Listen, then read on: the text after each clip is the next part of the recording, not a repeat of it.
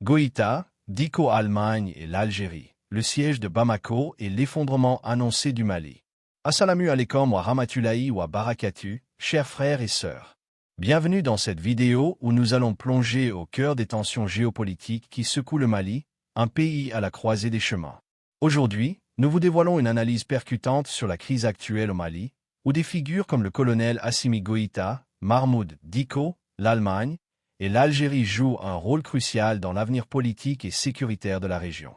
Dans cette vidéo, nous explorons l'enchevêtrement complexe entre la montée du pouvoir militaire, la résistance de l'opposition civile, les défis de la transition politique et l'impact des acteurs internationaux comme l'Allemagne et l'Algérie. Nous vous emmènerons au cœur du siège de Bamako, où l'instabilité politique menace de faire basculer le pays vers un effondrement annoncé. Le Mali, autrefois un symbole de la démocratie en Afrique, vit aujourd'hui une crise profonde et les perspectives sont incertaines. Vous allez découvrir comment les forces militaires et politiques s'affrontent pour le contrôle de la destinée du pays et quelles sont les conséquences pour la sécurité régionale. De la tension entre les groupes armés et la junte au pouvoir, jusqu'aux interventions étrangères, cette vidéo vous offrira une analyse claire et nuancée des événements qui façonnent le Mali d'aujourd'hui. Si vous aimez ce genre d'analyse, n'hésitez pas à liker, vous abonner et à partager cette vidéo avec vos proches. Votre soutien compte énormément et nous permet de continuer à fournir du contenu pertinent et réfléchi. Partagez vos réflexions en commentaire. Que pensez-vous de la situation au Mali? Quels sont, selon vous, les scénarios possibles pour l'avenir du pays? Vos idées et commentaires sont précieux pour enrichir le débat. Restez avec nous pour une immersion dans les coulisses de la géopolitique africaine et découvrons ensemble les clés de la stabilité ou du désastre qui attendent le Mali. Que la paix et la bénédiction d'Allah soient sur vous tous. Le Mali, depuis son indépendance en 1960, a traversé une série de crises politiques, sociales et militaires qui ont profondément affecté son développement et sa stabilité. Au début du XXIe siècle, le Mali était un modèle de démocratie fragile en Afrique de l'Ouest, mais les institutions du pays étaient régulièrement confrontées à des défis liés à la corruption, à l'instabilité sociale et à des conflits armés. Le pays, sous la présidence d'Amadou Toumani Touré, ATT, élu en 2002, avait connu une stabilité relative, mais cette tranquillité allait rapidement être ébranlée. En 2012, la rébellion Touareg dans le nord du pays et une série de coups d'État militaires avaient plongé le pays dans une crise politique majeure. Ce coup d'État, en mars 2012, renversa ATT et plongea le Mali dans une guerre civile où des groupes islamistes radicaux se firent de plus en plus influents dans le nord du pays. Les gouvernements précédents et l'armée malienne. L'armée malienne a toujours joué un rôle crucial dans la politique du pays, même si elle a souvent été accusée d'inefficacité et de mauvaise gestion. Depuis l'indépendance, les coups d'État militaires ont été un phénomène récurrent et l'armée est perçue par certains comme une alternative en cas de défaillance des dirigeants civils. Après la rébellion Touareg de 2012, une intervention militaire internationale, sous la conduite de la France, Opération Serval, fut lancée pour repousser les groupes islamistes du Nord et stabiliser le pays. Cependant, la situation sécuritaire ne s'est pas véritablement améliorée, les groupes armés étant toujours actifs, notamment dans le centre et le nord du pays. L'instabilité interne et la montée en puissance des groupes djihadistes ont donc créé un terreau fertile pour les tensions politiques. Les causes profondes de l'instabilité. Les racines de l'instabilité malienne sont multiples et complexes. D'une part, les conflits internes, souvent liés à l'ethnie, la répartition des ressources et le manque de développement, exacerbent les divisions sociales. Le nord du Mali, dominé par les Touaregs, a été une zone de rébellion récurrente, tandis que la question des rébellions séparatistes et de la marginalisation des régions du Nord n'a jamais été pleinement résolue. D'autre part, les groupes armés tels qu'AQMI, Al-Qaïda au Maghreb islamique, le MNLA, Mouvement national de libération de l'Azawad, et les djihadistes liés à l'État islamique ont profité du chaos pour s'implanter durablement. Enfin, l'influence extérieure, particulièrement de la France et des États-Unis dans la lutte contre le terrorisme, a compliqué la situation en exacerbant les sentiments d'hostilité à l'égard des puissances étrangères. Le coup d'État de 2021 et l'ascension de Goïta. Le 18 août 2020, un groupe de militaires, mené par le colonel Assimi Goïta, renversa le président élu Ibrahim Boubacar Keïta, IBK, qui faisait face à une contestation croissante en raison de sa gestion de la crise sécuritaire, de l'instabilité économique et des accusations de corruption. Le coup d'État a eu lieu après plusieurs mois de manifestations menées par le M5 RFP, mouvement du 5 juin Rassemblement des forces patriotiques, une coalition d'opposition exigeant la démission d'Ibeka. Bien que la junte militaire, sous la direction de Goïta, ait affirmé qu'elle répondait à la volonté du peuple, le renversement a été largement critiqué par la communauté internationale. La mise en place de la transition sous Goïta. Après la prise de pouvoir, une transition politique a été instaurée avec Goïta à la tête du Comité national pour le salut du peuple, CNSP. Une période de transition devait permettre de redonner le pouvoir aux civils à travers des élections. Cependant, Goïta a rapidement consolidé son pouvoir. En mai 2021, après la démission forcée du président de transition, Ban Dao, et du Premier ministre Mokhtar Ouane, Goïta s'est autoproclamé président de la transition. Cette prise de pouvoir a mis à mal les espoirs d'une transition pacifique, notamment parce qu'elle a donné l'impression que les militaires se maintenaient au pouvoir de manière autoritaire. Les relations avec la communauté internationale. Le coup d'État a profondément affecté les relations du Mali avec la communauté internationale. La France, l'Union européenne et la Communauté économique des États de l'Afrique de l'Ouest, CEDEAO, ont fermement condamné l'action de la junte militaire. L'UE et les États-Unis ont suspendu leur aide, et la CEDEAO a imposé des sanctions économiques contre le Mali. L'ONU, quant à elle, a maintenu son engagement au Mali à travers la mission de maintien de la paix MINUSMA, mais la situation sur le terrain demeurait chaotique. La position de la France et des puissances européennes. La France, qui a joué un rôle clé dans la lutte contre le terrorisme au Sahel, s'est retrouvée dans une position délicate après le coup d'État de 2020. Le président Emmanuel Macron, après le renversement du gouvernement malien, a annoncé la réduction des effectifs militaires français dans la région et la redéfinition de sa stratégie au Sahel, tout en maintenant son engagement dans la lutte contre les djihadistes. La France a exprimé sa préoccupation quant à la gestion autoritaire de Goïta, ce qui a exacerbé les tensions avec le Mali. Les relations avec d'autres puissances européennes, notamment l'Allemagne et la Suède, ont également été fragilisées, bien que l'assistance humanitaire et les opérations militaires sous mandat de l'ONU aient continué. L'impact de l'instabilité sur les relations avec les anciennes puissances coloniales. L'instabilité au Mali a conduit à un repli stratégique de la France et à une nouvelle dynamique dans les relations entre le Mali et ses anciennes puissances coloniales. Le rejet du rôle de la France dans les affaires maliennes a alimenté un mouvement nationaliste au sein du pays, et la position de Goïta, qui a critiqué le néocolonialisme, a renforcé ces tensions. Ce climat d'hostilité a poussé le Mali à renforcer ses relations avec des pays comme la Russie, notamment à travers la présence de la société paramilitaire Wagner, ce qui a encore refroidi les rapports avec les anciennes puissances coloniales. Goïta et l'avenir politique du Mali. Assimi Goïta, un leader militaire sous pression. Assimi Goïta est une figure centrale de la politique malienne contemporaine, un homme dont l'ascension rapide au pouvoir en 2020 a modifié de manière radicale le paysage politique et militaire du pays. Ancien officier de l'armée malienne, Goïta s'est progressivement imposé comme un leader militaire à la tête de la junte qui a renversé le président Ibrahim Boubacar Keïta, Ibeka, en août 2020. Son parcours, marqué par une éducation militaire rigoureuse et une ascension rapide dans les rangs de l'armée, lui a permis d'accéder au sommet du pouvoir politique du Mali dans un contexte de crise multiforme.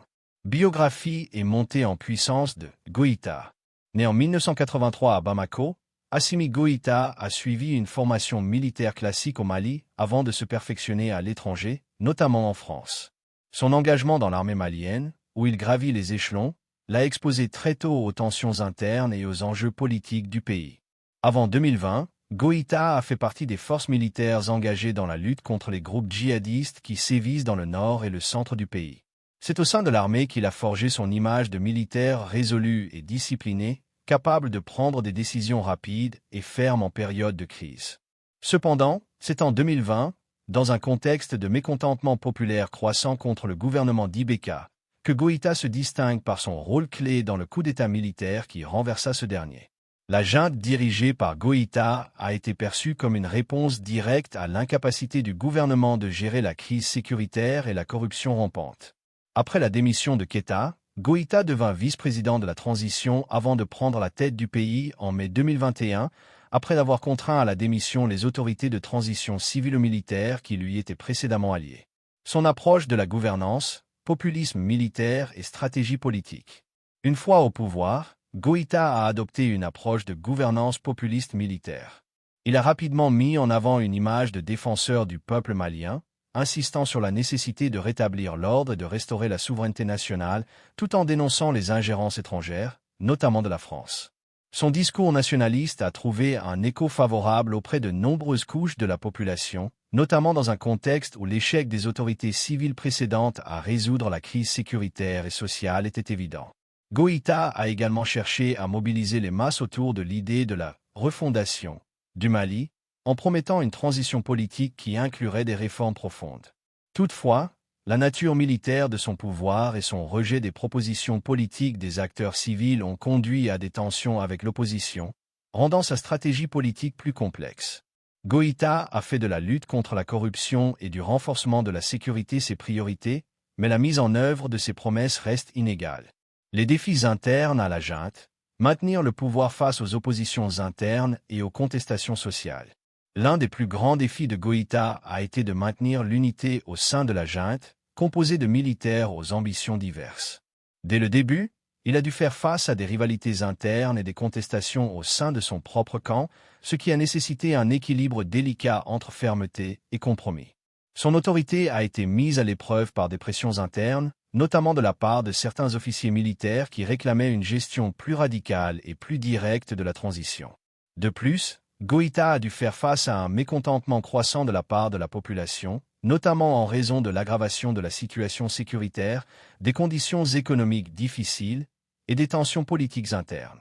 Des manifestations ont régulièrement secoué le pays, appelant à une transition plus rapide vers un régime civil et à la mise en œuvre d'un véritable processus démocratique. Les réformes et la transition. Lors de sa prise de pouvoir, Goïta s'est engagé à réformer les institutions maliennes pour en finir avec les pratiques de corruption et d'inefficacité qui ont marqué les gouvernements précédents. En 2020, il a annoncé un plan de transition politique, avec un gouvernement de transition inclusif censé préparer le pays à des élections libres et transparentes. Ce processus devait permettre de restaurer l'ordre constitutionnel tout en impliquant des acteurs politiques civils. Mais la manière dont ces réformes ont été mises en œuvre a souvent été perçue comme insuffisante ou autoritaire. En matière de réformes économiques, Goïta a promis de lutter contre la pauvreté, la corruption et d'améliorer la gouvernance. Cependant, la situation économique du pays a continué de se détériorer, exacerbée par les effets de la guerre et l'instabilité politique. Le manque de résultats tangibles sur le plan économique et social a eu un impact négatif sur l'image du leader militaire. Les échecs et les succès de son leadership. Les succès de Goïta en tant que leader peuvent être attribués à sa capacité à maintenir une stabilité relative dans un contexte de guerre et de crise politique. En réussissant à prendre le contrôle du pays, il a évité un effondrement total de l'État, malgré les nombreuses difficultés. Son image de leader fort et patriote a également été bien reçue par certains segments de la population, notamment ceux qui estiment que la transition ne peut être assurée que par un leadership militaire. Cependant, les échecs de son leadership sont tout aussi marquants. La gestion de la transition a été chaotique, avec des retards dans le processus électoral et une répression accrue de l'opposition. Les promesses de réformes constitutionnelles et institutionnelles se sont avérées difficiles à concrétiser et la situation sécuritaire n'a cessé de se dégrader avec l'extension des groupes djihadistes à de nouvelles zones. L'image du Mali à l'international a aussi été gravement ternie, avec un isolement croissant sur la scène diplomatique. Les promesses faites aux citoyens et leur impact sur l'économie et la société malienne. Goïta a promis de restaurer la paix et de mettre fin aux injustices sociales. Sur le plan économique, ces promesses incluaient la création d'emplois, l'amélioration des infrastructures et une gestion plus transparente des ressources publiques.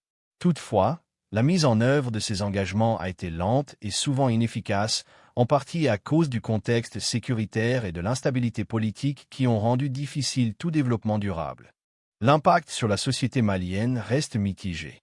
Si certains segments de la population ont salué les efforts de Goïta pour redresser l'État, d'autres estiment que ces promesses n'ont pas été suivies d'effets.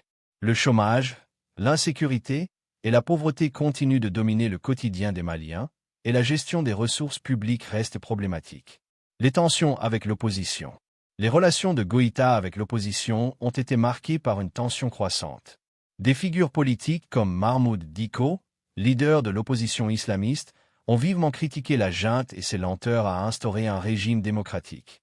Le M5 RFP, qui avait soutenu la junte contre IBK en 2020, est également devenu un acteur central dans les manifestations et les pressions pour une transition plus rapide.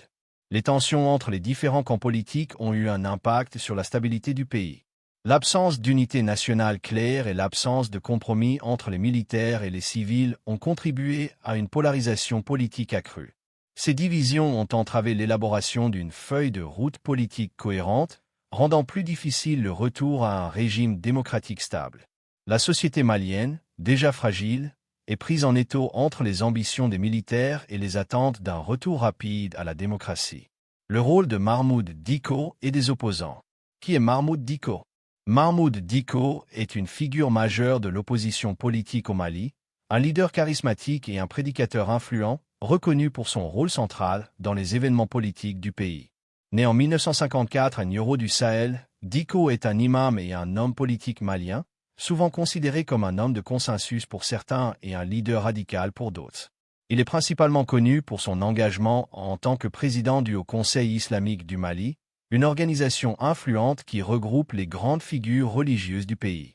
Son ascension dans la sphère politique malienne a été marquée par son opposition à la gestion du président Ibrahim Boubacar Keïta, IBK, et son rôle déterminant dans les manifestations qui ont conduit à la chute de ce dernier en 2020. Ce soutien populaire l'a propulsé sur la scène politique comme une figure de proue du mouvement de contestation contre le gouvernement en place, mais aussi un opposant direct à la junte militaire dirigée par Assimi Goïta. Son parcours politique et sa position sur la scène nationale. Mahmoud Dicko a toujours été une figure influente dans la politique malienne, en grande partie grâce à son charisme religieux et à son large réseau de soutien au sein des communautés musulmanes du pays. Après la chute d'IBK, il est devenu l'une des personnalités les plus importantes du mouvement M5 RFP, mouvement du 5 juin Rassemblement des forces patriotiques, une coalition de partis politiques, de syndicats et de mouvements sociaux qui exigeaient la démission du président. Son rôle en tant qu'un des leaders de ce mouvement a renforcé sa position sur la scène nationale. Bien qu'il n'ait pas directement pris les rênes de l'opposition politique, il a indéniablement joué un rôle majeur en tant que porte-parole de ceux qui réclamaient un changement radical de gouvernance, que ce soit sous la forme d'un retour à la démocratie ou d'une transition plus inclusive. Malgré son poids politique, Dicko a montré une certaine réserve quant à l'implication directe dans la gestion politique après la chute de Keïta. Toutefois, il est resté un acteur central dans le dialogue national, se positionnant comme une voix qui s'élève contre ce qu'il perçoit comme une gestion autoritaire du pouvoir par Goïta.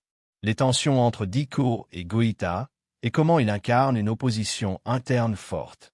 L'opposition entre Mahmoud Dicko et Assimi Goïta est le reflet d'une lutte de pouvoir entre une junte militaire et des figures de l'opposition civile qui réclament le retour rapide à un régime démocratique.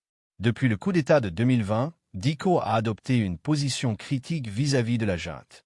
Si au début, il a accueilli avec prudence l'arrivée des militaires au pouvoir, pensant qu'il pourrait répondre aux attentes du peuple, il s'est rapidement désillusionné par l'autoritarisme croissant de Goïta et son absence d'engagement concret vers un retour à la démocratie. Les tensions ont pris de l'ampleur lorsqu'en mai 2021, Goïta a pris le pouvoir après avoir contraint les autorités civiles de la transition à démissionner. Dicko, représentant une large partie de l'opposition civile et des mouvements sociaux, a vivement dénoncé ce coup de force et a intensifié ses critiques à l'égard du leadership de Goïta. Il incarne ainsi une forme de résistance à un pouvoir militaire qu'il considère comme illégitime et antidémocratique. Dans les manifestations populaires qui ont secoué le pays, Mahmoud Dicko s'est souvent trouvé en tête de file des mobilisations contre la junte, en particulier après la reprise en main autoritaire de Goïta. Ces discours ont marqué une volonté de forcer les militaires à céder le pouvoir aux civils et de lancer un appel à des réformes institutionnelles profondes. Ces actions et propositions pour la sortie de crise au Mali. Mahmoud Dicko n'a cessé de défendre l'idée d'une transition démocratique complète, exigeant la mise en place d'un gouvernement de transition véritablement civil, avec des élections libres et transparentes. Il a proposé la création de mécanismes de dialogue pour faciliter une sortie de crise, tout en rejetant les solutions proposées par Goïta, qu'il considère comme une tentative de verrouiller le pouvoir entre les mains des militaires. Dicko a aussi insisté sur la nécessité d'une réconciliation nationale qui intègre tous les acteurs politiques, y compris ceux qui avaient été écartés sous IBK. Il a plaidé pour un Mali inclusif où les communautés marginalisées et les mouvements sociaux pourraient trouver leur place. Sur le plan sécuritaire, bien qu'il n'ait pas proposé de solution précise en dehors de la révision de la stratégie militaire, il a souligné la nécessité de l'unité nationale face aux menaces djihadistes et de la gestion équitable des ressources, notamment dans les régions du Nord et du Centre. Son appel à un retour à la constitutionnalité et à la souveraineté populaire est constant, et il a insisté sur le fait que seul un retour à un pouvoir civil, avec des élections légitimes, pourrait mettre fin à l'instabilité du pays. L'opposition civile et militaire. L'opposition au gouvernement de Goïta est diverse et complexe. Elle inclut non seulement des personnalités politiques comme Mahmoud Dicko, mais aussi des mouvements civils, des syndicats et des partis politiques. L'opposition civile au Mali est largement soutenue par des organisations de la société civile qui dénoncent les abus des militaires et appellent à un retour rapide à la démocratie. Ces groupes, souvent influencés par des revendications populaires, ont joué un rôle clé dans la mobilisation des masses contre le gouvernement militaire, notamment lors des manifestations de 2020 qui ont forcé la démission de Keïta. Ces mobilisations ont continué après le coup d'État de 2020 et se sont intensifiées après l'assaut militaire de Goïta contre la transition civile en 2021. Le rôle des syndicats, en particulier ceux du secteur public, a été primordial dans ces mobilisations, revendiquant de meilleures conditions de travail et une justice sociale. La société civile malienne, soutenue par de nombreux partis politiques d'opposition, continue d'exercer une pression sur la junte pour qu'elle fasse des concessions et permette la réouverture d'un dialogue véritable.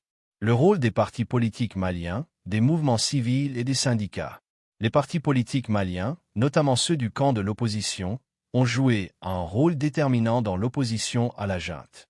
Des formations comme l'Union pour la République et la démocratie, URD, dirigée par Soumaïla Cissé, et d'autres partis de l'opposition historique ont pris des positions fermes contre le pouvoir militaire et ont réclamé la reprise du processus démocratique. Les mouvements civils, dont l'Association malienne des droits de l'homme et des groupes de défense des droits de l'enfant, ont continué de dénoncer les violations des droits humains par le régime militaire et ont mis en avant les revendications populaires pour une transition pacifique. Les syndicats, notamment ceux du secteur éducatif et de la santé, ont eux aussi intensifié leur lutte pour plus de transparence et de justice sociale. Les contestations populaires et la pression sur le gouvernement de Goïta. La pression populaire sur le gouvernement de Goïta ne cesse de croître. Les contestations populaires sont alimentées par les frustrations liées à l'insécurité croissante, à l'inefficacité du gouvernement dans la lutte contre les djihadistes et à la gestion de la crise économique. Les Maliens, surtout dans les zones urbaines, exigent des changements, et ces contestations se sont souvent traduites par des manifestations de rue, des grèves et des actions de résistance contre le régime militaire. Malgré cette pression, le gouvernement de Goïta reste fermement ancré au pouvoir, multipliant les discours de souveraineté nationale et d'indépendance vis-à-vis de l'influence étrangère. Toutefois, les tensions internes et externes menacent de fragiliser davantage un régime militaire déjà contesté par une grande partie de la population. Le rôle de l'Allemagne et de l'Algérie dans la crise malienne. L'Allemagne et sa position sur la crise malienne. L'Allemagne a joué un rôle essentiel dans les efforts internationaux pour stabiliser le Mali, principalement à travers sa participation à la mission de maintien de la paix des Nations Unies, MINUSMA, et par son engagement diplomatique dans la région du Sahel. Depuis le début de la crise malienne en 2012, l'Allemagne a cherché à soutenir les initiatives de paix et de réconciliation, tout en maintenant une position ferme contre les régimes militaires autoritaires. Rappel du rôle de l'Allemagne dans la mission MINUSMA. La MINUSMA, déployée en 2013 sous l'égide de l'ONU, a pour mission de soutenir la transition politique du Mali et de protéger les civils dans un contexte de violence et d'instabilité généralisée. L'Allemagne a contribué de manière significative à cette mission, en envoyant des soldats et des équipements, tout en jouant un rôle crucial dans la gestion logistique et l'assistance humanitaire. Les forces allemandes, stationnées principalement dans le nord du Mali, ont fourni un soutien essentiel dans la surveillance de la situation sécuritaire et la protection des civils dans une zone de guerre complexe. L'Allemagne a également été impliquée dans des initiatives de formation pour l'armée malienne et dans des projets de développement visant à améliorer les conditions de vie des populations locales. Cependant, au fur et à mesure de l'escalade de la crise politique et de l'autoritarisme croissant du régime de Goïta, Berlin a commencé à réévaluer son rôle et sa présence dans la région, en raison de l'instabilité politique interne au Mali et des tensions croissantes avec les autorités maliennes. les actions diplomatiques et les pressions exercées par l'Allemagne face à la junte malienne. L'Allemagne, tout en soutenant les efforts de la communauté internationale pour résoudre la crise malienne, a exercé des pressions diplomatiques sur la junte malienne dirigée par Assimi Goïta. L'Allemagne a notamment critiqué la gestion autoritaire du pouvoir par les militaires et a insisté sur l'importance d'un retour rapide à un régime civil et démocratique. Berlin a également rejoint les autres puissances occidentales, dont la France et l'Union européenne, dans l'appel au respect des engagements de transition politique définis par la communauté internationale, à savoir la mise en place d'élections libres et transparentes et un gouvernement dirigé par des civils. L'Allemagne a également été un acteur clé dans l'imposition de sanctions contre le régime malien, en coordination avec l'Union européenne et d'autres partenaires internationaux. Cependant, l'Allemagne a fait part de ses préoccupations quant à l'efficacité de ces mesures, soulignant qu'elles pouvaient potentiellement aggraver la situation sur le terrain, notamment en exacerbant la crise humanitaire et en alimentant la radicalisation. Les conséquences du retrait progressif des forces étrangères pour la sécurité régionale. Le retrait progressif des forces étrangères, en particulier des troupes françaises et allemandes, a des implications profondes pour la sécurité régionale. En mai 2021, le président français Emmanuel Macron a annoncé une réduction substantielle de la présence militaire française au Sahel en réponse à la détérioration des relations entre la France et les autorités maliennes, notamment après le coup d'État de Goïta. Cela a exacerbé les préoccupations concernant l'efficacité des opérations antiterroristes dans la région. L'Allemagne, qui a contribué de manière significative à la MINUSMA, a également ajusté sa participation en raison de la détérioration de la situation politique au Mali. Bien que Berlin n'ait pas annoncé un retrait aussi drastique que celui de la France, son engagement dans le pays est de plus en plus remis en question, ce qui soulève des inquiétudes sur les conséquences pour la sécurité dans le Sahel. Le retrait des forces étrangères laisse un vide sécuritaire qui est difficile à combler, surtout en raison de l'expansion des groupes djihadistes dans la région et de la multiplication des attaques contre les forces de maintien de la paix. Le vide sécuritaire laissé par le retrait des troupes internationales pourrait aussi permettre aux groupes djihadistes d'élargir leur emprise dans le Sahel, menaçant non seulement le Mali, mais aussi les pays voisins comme le Burkina Faso et le Niger. La communauté internationale se trouve face à un dilemme. Comment soutenir la région tout en respectant les revendications de souveraineté des États africains qui souhaitent un contrôle plus national sur la sécurité de leur propre territoire? L'Algérie et son influence stratégique. L'Algérie joue un rôle crucial dans la dynamique géopolitique de la région du Sahel. En tant que puissance régionale, l'Algérie possède une influence stratégique sur les affaires de sécurité au Mali et dans les pays voisins. L'Algérie a une position unique dans la mesure où elle entretient des liens historiques avec le Mali, marqués par la lutte commune contre le colonialisme et les affrontements avec les puissances occidentales. Ces liens ont permis à l'Algérie de jouer un rôle de médiateur dans diverses crises, y compris la guerre civile au Mali. Rôle historique de l'Algérie en Afrique du Nord et au Sahel. L'Algérie est un acteur clé dans la lutte contre le terrorisme dans le Sahel, notamment en raison de son expérience de la guerre civile des années 1990 et de ses efforts pour contenir l'influence des groupes islamistes dans la région. Depuis la guerre civile malienne de 2012, l'Algérie a agi comme un médiateur discret dans les pourparlers de paix entre le gouvernement malien et les groupes rebelles Touaregs. La politique étrangère de l'Algérie au Sahel est fondée sur un principe de non-ingérence et de soutien à la souveraineté nationale des États africains, une position qui la distingue des puissances occidentales. En outre, l'Algérie est un acteur clé dans le processus de l'accord de paix d'Alger signé en 2015, qui visait à mettre fin à la rébellion Touareg et à rétablir une certaine stabilité au Mali. En tant qu'hôte des négociations et acteur principal du dialogue, l'Algérie s'est imposée comme un acteur diplomatique incontournable dans les efforts de paix. La position de l'Algérie sur la crise malienne, soutien à Goïta aux médiations. Face à la crise malienne actuelle, l'Algérie a adopté une position nuancée. Contrairement à certains pays européens, l'Algérie n'a pas directement condamné le coup d'État de 2020 et a plutôt opté pour une approche de médiation. L'Algérie considère que les Maliens doivent trouver une solution interne à leurs problèmes politiques et que la souveraineté du pays doit être respectée, même si cela signifie que le pays soit dirigé par une junte militaire. L'Algérie a également critiqué les sanctions imposées par la CEDEAO et l'Union européenne contre la junte, estimant que ces mesures pouvaient aggraver la crise plutôt que de favoriser un retour à la paix. Elle a appelé à des négociations inclusives entre toutes les parties maliennes, y compris les militaires, les partis politiques et les groupes de la société civile pour trouver une solution durable à la crise politique. Les relations militaires, diplomatiques et économiques entre l'Algérie et le Mali. Les relations entre l'Algérie et le Mali sont étroites, notamment dans les domaines militaires et diplomatiques. Les deux pays coopèrent étroitement en matière de lutte contre le terrorisme, avec des échanges réguliers sur la sécurité régionale et des opérations communes contre les groupes djihadistes qui prolifèrent dans la région du Sahel.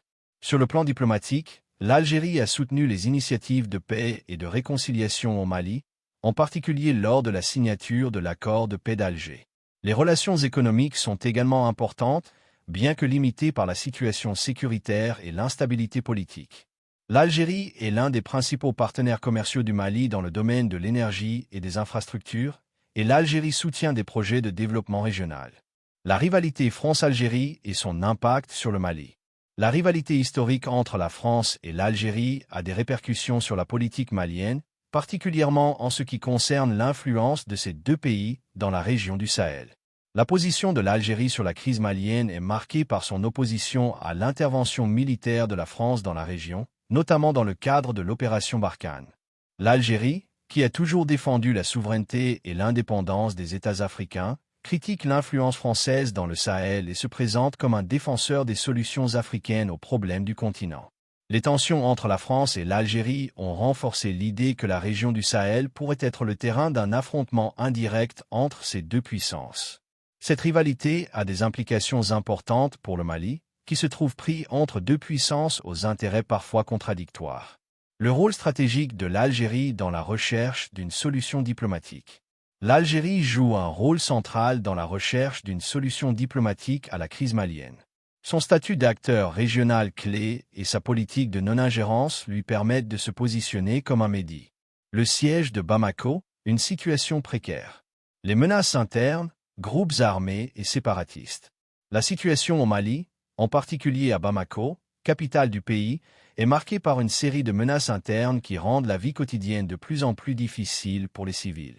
Parmi ces menaces, les groupes armés et les séparatistes occupent une place centrale.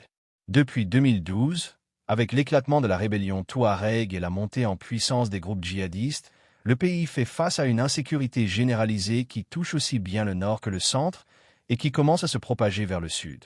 Analyse des groupes armés opérant au Mali et leur influence sur la sécurité intérieure. Le Mali est confronté à une pluralité de groupes armés qui, bien que souvent de nature idéologique ou ethnique, s'entrelacent et influencent profondément la sécurité intérieure.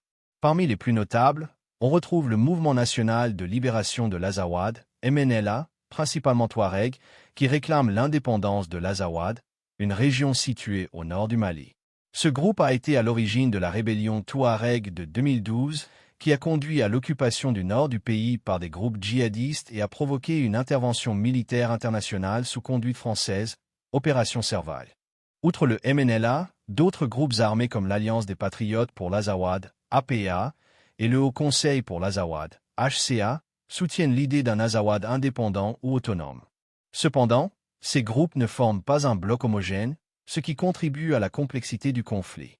D'autres rébellions ont émergé dans le centre et l'est du Mali, aggravant la situation sécuritaire. Les séparatistes Touareg ont toujours été un facteur majeur d'instabilité, non seulement en raison de leur demande d'indépendance, mais aussi parce qu'ils ont souvent été rejoints ou manipulés par des groupes djihadistes qui ont exploité le chaos pour établir des zones d'influence. Cette situation a exacerbé le sentiment de marginalisation dans le nord du pays, tout en alimentant un cercle vicieux de violence, de pauvreté et de déplacement. Le rôle du terrorisme et des organisations djihadistes. En parallèle des rébellions séparatistes, le terrorisme et les organisations djihadistes représentent une menace grandissante. Al-Qaïda au Maghreb islamique, AQMI, l'État islamique au Grand Sahara, EIGS, et d'autres groupes affiliés ont considérablement renforcé leur présence dans le Sahel depuis 2012. Ces groupes opèrent non seulement au Mali, mais également au Niger et au Burkina Faso, dans ce qui est devenu une vaste zone de conflit transfrontalière. AQMI, en particulier, a profité du climat d'instabilité pour étendre son influence dans le nord du Mali. Après la chute du régime de Kadhafi en Libye en 2011, une quantité massive d'armes a été introduite dans la région, facilitant l'armement des groupes djihadistes. L'EIGS, quant à lui, a émergé dans les années suivantes, opérant principalement dans la région des trois frontières entre le Mali, le Niger et le Burkina Faso. Ces groupes terroristes sont responsables de nombreuses attaques contre les forces armées maliennes, les casques bleus de la MINUSMA et les civils. Ils visent aussi les infrastructures de l'État, notamment les écoles, les hôpitaux et les marchés, ce qui contribue à la déstabilisation du pays. La montée du terrorisme au Mali est également caractérisée par un phénomène d'instabilité sectaire, car les groupes djihadistes exploitent les tensions ethniques pour recruter et diviser la population. Les affrontements entre communautés, notamment entre les Peuls et les Dogons, ont été exacerbés par les actions de ces groupes qui cherchent à polariser les relations ethniques et à manipuler les conflits locaux à leur avantage. Les conséquences du siège pour la population. Le terme « siège de Bamako » est une métaphore pour décrire la situation précaire du pays, où la capitale malienne, bien qu'épargnée par les combats directs, est sous la menace constante d'attaques et d'une dégradation de ses conditions de vie. Les conséquences de cette guerre prolongée affectent tous les aspects de la vie quotidienne, en particulier dans la capitale et dans les régions environnantes. Impact sur la vie quotidienne à Bamako et ailleurs au Mali. Pénurie, insécurité, migrations internes. À Bamako, la situation est marquée par une insécurité croissante, avec des attaques sporadiques, des attentats à la bombe et des violences intercommunautaires. Bien que la ville soit en grande partie épargnée par les combats directs, elle reste vulnérable aux attaques terroristes et les citoyens vivent dans un climat de peur constant. Le réseau routier du Mali, qui relie Bamako aux autres régions du pays, est régulièrement perturbé par des attaques contre les convois, ce qui rend difficile l'approvisionnement des villes et aggrave les pénuries de biens essentiels. Les pénuries alimentaires et de médicaments sont devenues courantes, et l'accès aux services de base, éducation, santé, etc., est extrêmement limité dans de nombreuses zones rurales et périphériques. La situation à Bamako, tout comme dans les zones touchées par les conflits, a conduit à des vagues de migrations internes massives. Des centaines de milliers de Maliens, principalement du nord et du centre, ont fui leurs maisons à la recherche de sécurité, ce qui a exacerbé les problèmes sociaux et économiques dans la capitale. Les populations déplacées se retrouvent souvent dans des conditions de vie déplorables dans les camps de réfugiés ou les quartiers périphériques de Bamako. Ces déplacements de population ont des effets dévastateurs sur la cohésion sociale et augmentent les tensions interethniques et intercommunautaires. Les effets sociaux et économiques de cette crise prolongée sur les citoyens maliens. La guerre prolongée a eu des effets dévastateurs sur le tissu social et économique du Mali. Le pays, déjà confronté à des défis économiques avant la crise, connaît aujourd'hui un recul important de ses indicateurs économiques. Le taux de croissance est en berne, les secteurs clés comme l'agriculture et l'élevage sont durement touchés par les conflits, et le chômage des jeunes est en forte augmentation. La crise a également entraîné une baisse des investissements et un désengagement des acteurs économiques internationaux, ce qui a exacerbé la pauvreté dans un pays où une grande partie de la population vivait déjà sous le seuil de pauvreté. L'impact psychologique de cette guerre sur la population malienne ne peut être sous-estimé. Les civils, en particulier les femmes et les enfants, sont les plus vulnérables face à la violence armée et aux perturbations sociales. Des milliers d'enfants sont privés d'éducation, et de nombreuses familles sont confrontées à des difficultés croissantes pour subvenir à leurs besoins de base. Les interventions étrangères et la dépendance à l'aide internationale. L'aide humanitaire et les interventions internationales, notamment les missions de maintien de la paix de l'ONU, MINUSMA, jouent un rôle crucial dans la gestion de cette crise. L'ONU, à travers la MINUSMA, a pour mission de sécuriser les zones sensibles, de fournir des services essentiels et de soutenir le processus politique. Les organisations humanitaires, quant à elles, sont présentes pour fournir des secours d'urgence aux populations déplacées et aux victimes des conflits. Cependant, cette dépendance à l'aide internationale présente plusieurs problèmes. D'une part, les ressources allouées sont souvent insuffisantes face à l'ampleur de la crise, et d'autre part, la dépendance à l'aide étrangère soulève des questions sur la souveraineté du Mali. Le pays est dans une position où ses ressources internes sont insuffisantes pour faire face à la crise, et cette situation génère des tensions avec des acteurs extérieurs, notamment la France et l'ONU, qui exercent des pressions sur la junte pour qu'elle respecte ses engagements de transition politique. La dépendance du Mali vis-à-vis des puissances internationales et les tensions liées à cette dépendance. Le Mali, après plus d'une décennie de guerre et de crise interne, est fortement dépendant des puissances internationales pour maintenir une certaine stabilité. Cette dépendance a conduit à des tensions, notamment avec la France et l'Union européenne, qui ont exprimé leur désaveu face à la gestion autoritaire du gouvernement malien sous Assimi Goïta. La junte, de son côté, cherche à réduire cette dépendance en se tournant vers d'autres partenaires, notamment la Russie, avec qui elle a renforcé ses liens à travers des accords militaires et commerciaux. Cette évolution, marquée par une volonté d'indépendance, ne fait qu'aggraver la situation géopolitique et compliquer la recherche d'une solution pacifique. Le Mali se trouve pris entre la pression des acteurs internationaux et la nécessité de préserver sa souveraineté nationale, une position qui demeure précaire tant sur le plan politique que sécuritaire. Le Mali, à un tournant de son histoire, fait face à des défis multiples qui menacent son existence même en tant qu'État stable. Entre une gouvernance fragile, des conflits internes et l'influence grandissante de groupes armés, le pays se trouve à un point de rupture. L'effondrement total du Mali serait une catastrophe non seulement pour ses citoyens, mais aussi pour la région du Sahel. Pourtant, des solutions existent, et l'engagement international peut encore faire la différence. La réflexion sur l'avenir du Mali doit nous amener à considérer l'importance d'une action diplomatique proactive et d'une solidarité mondiale pour éviter un scénario de déstabilisation totale. Nous arrivons à la fin de notre analyse sur le siège de Bamako et l'effondrement annoncé du Mali, un pays en proie à des tensions géopolitiques profondes, des luttes internes de pouvoir et des pressions externes. À travers les actions de figures comme Assimi Goïta, Mahmoud Dicko et l'influence d'acteurs comme l'Allemagne et l'Algérie, nous avons vu comment le Mali se trouve à un carrefour critique. Les enjeux sont immenses, non seulement pour la stabilité du pays, mais aussi pour la région du Sahel tout entière.